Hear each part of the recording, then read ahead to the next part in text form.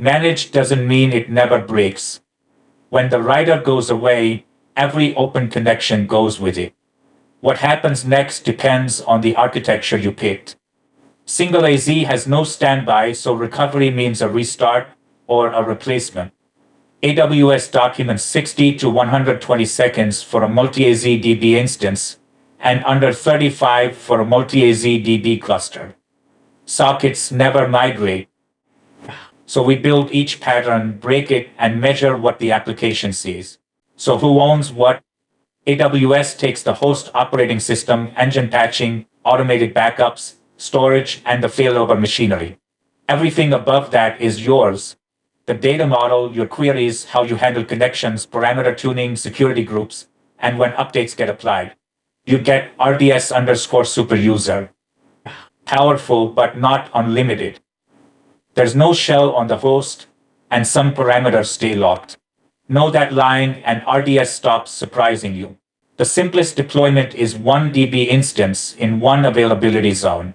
One compute instance runs PostgreSQL, attached EBS storage holds your data, and backups go to S3.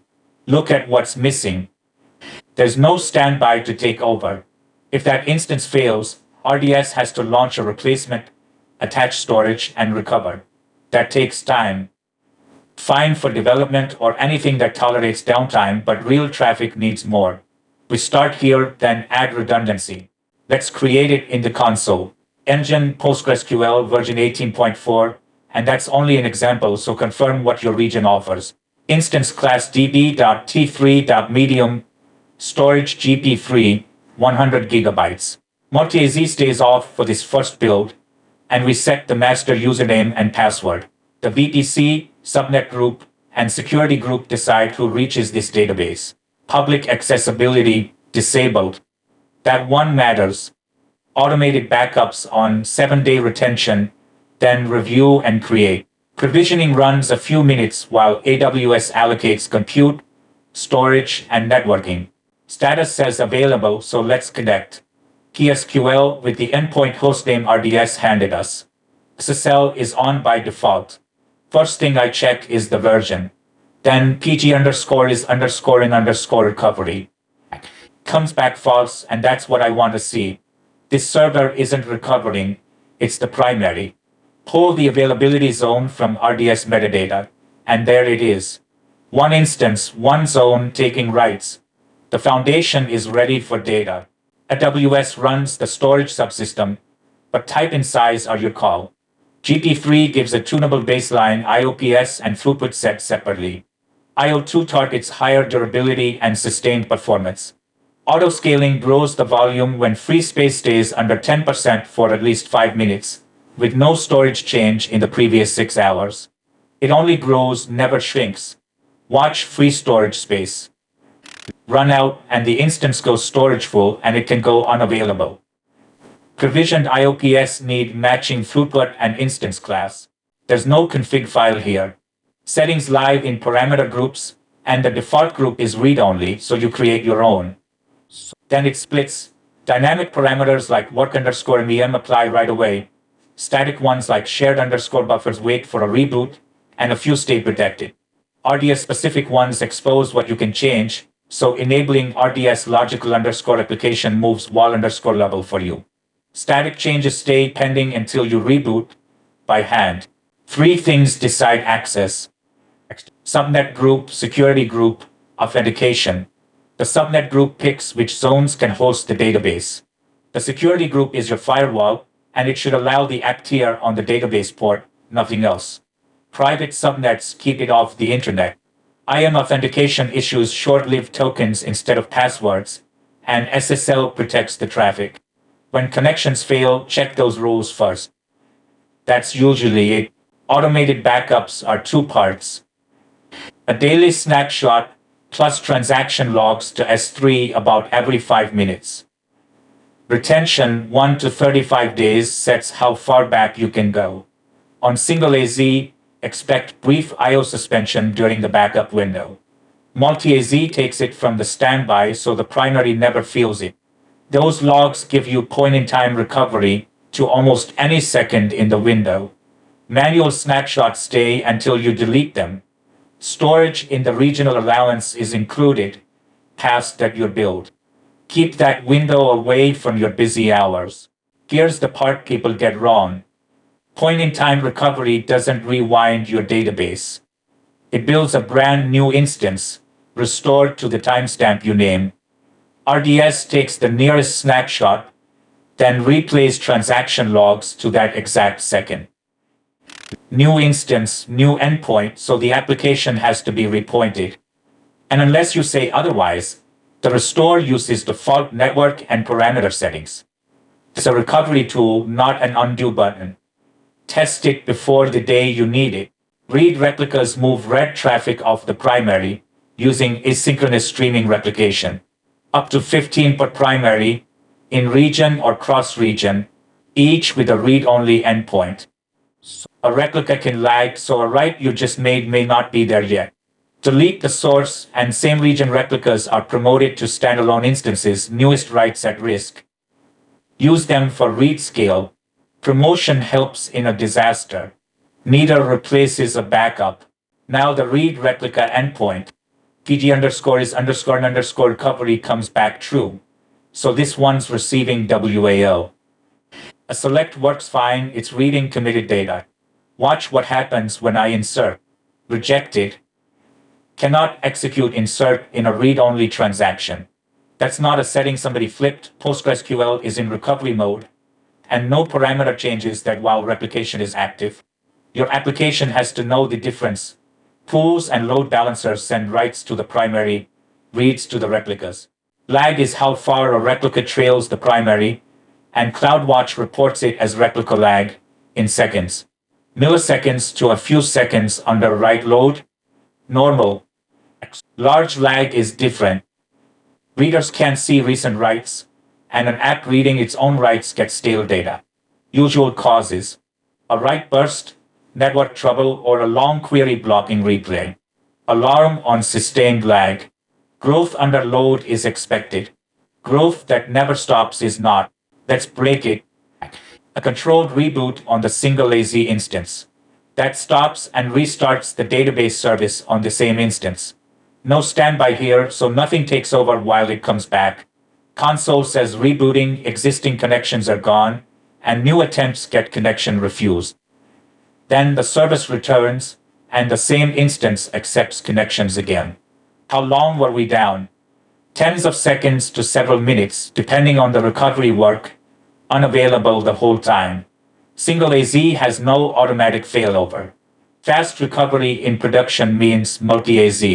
A multi-AZ DB instance adds a synchronous standby in a different availability zone. One endpoint covers both. A write doesn't commit until both have it, and yes, that costs latency. In return, the standby holds every committed transaction. You can't read from it. It exists for one job: failover. When the primary fails, RDS promotes the standby and updates the DNS record. Connections die, applications reconnect, and DNS caching decides how fast they find the new address. 60 to 120 seconds, typically. Treat that window as downtime. Reboot with force failover.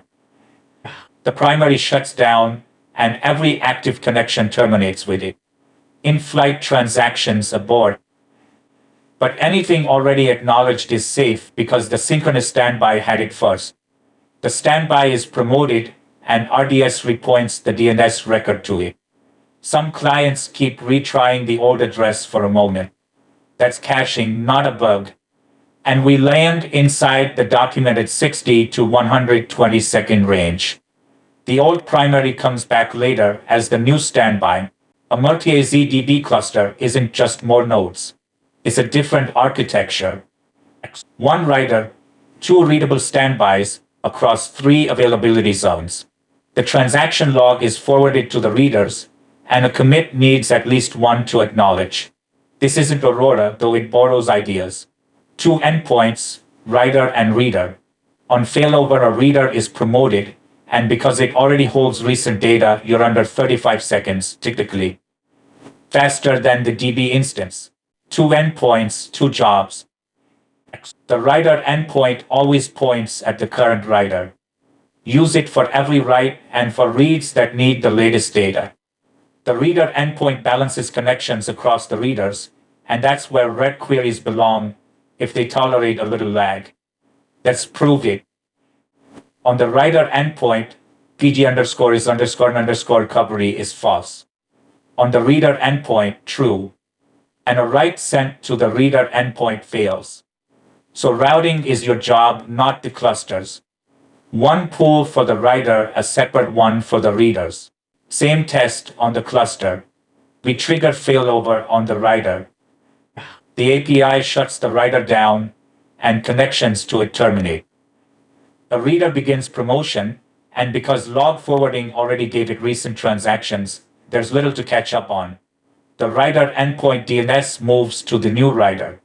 Watch the reader endpoint too. Connections there can fail briefly while the cluster reorganizes.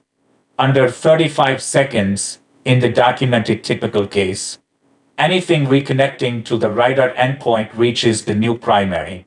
The former writer returns as a reader, so the cluster is 3 instances again. RDS Proxy sits between the application and the database. Your app connects to the proxy keeps a pool to the database, and many clients share fewer backend connections. During failover, it absorbs the connection failures and reconnects to the new primary. Idle connections usually survive. An active query or transaction can still fail and you retry it. It pays off for connection storms and short-lived connections. Long, steady connections gain less. And here's the catch. Pinning. When a session needs backend state to stay put, the proxy binds your connection to one database connection, and multiplexing is gone. What causes it? Prepared statements, set commands, advisory locks, temporary tables, some sequence operations. CloudWatch shows how often it happens, and the proxy logs show why. High pinning means you're paying for proxy capacity and getting little of the benefit. So watch the session state your code leaves behind, and use the extended query protocol carefully. Diagnosis starts in CloudWatch Database Insights. CPU, memory, storage, IOPS, connections, and the one that explains things, database load by weight event. Performance Insights redirects here after July 31st, 2026. Top SQL shows your heaviest queries, high IO weight points at storage, and high CPU with no IO weight points at compute. Observe first, then change one thing. Maintenance happens in the window you configure. Minor version upgrades can be automatic or you drive them. Major upgrades are explicit and always tested first. Blue-green deployments give you a parallel environment for exactly that. Test before you cut over. Now the limits worth writing down. Maximum connections follows instance memory. Storage never shrinks after you scale up. Some parameter changes need a reboot. Pending maintenance shows in the console, though some applies immediately, window or not. Watch the AWS Health dashboard and plan maintenance instead of reacting to it. One more truth before you ship this. Managed PostgreSQL isn't PostgreSQL on a server you own. There's no operating system login and no shell. Your account is RDS underscore superuser, powerful but not a true superuser. Extensions come from the catalog RDS supports, and that's the list. You can't touch the file system. Some parameters stay locked. AWS owns the failover internals, so you tune around them, never through them. And 2 things RDS will never do for you. It won't retry your application's transactions. And it won't save you from logical corruption you caused yourself. Learn those edges here, not in production. Every choice here has a price, so let's read the bill. You pay for instance hours, and multi-AZ or a cluster multiplies them by the standby and readers. You pay for allocated storage, provisioned IOPS and throughput, and backups beyond the allowance. Then read replicas, cross-region transfer, RDS proxy, monitoring, each adds a line. Roughly speaking, single AZ is cheapest, least available. A multi-AZ instance costs about double. For a standby you can't read. A cluster costs more, and its 2 extra instances serve reads. Cost structure, not a quote. You've watched every pattern built and broken. Single AZ for development.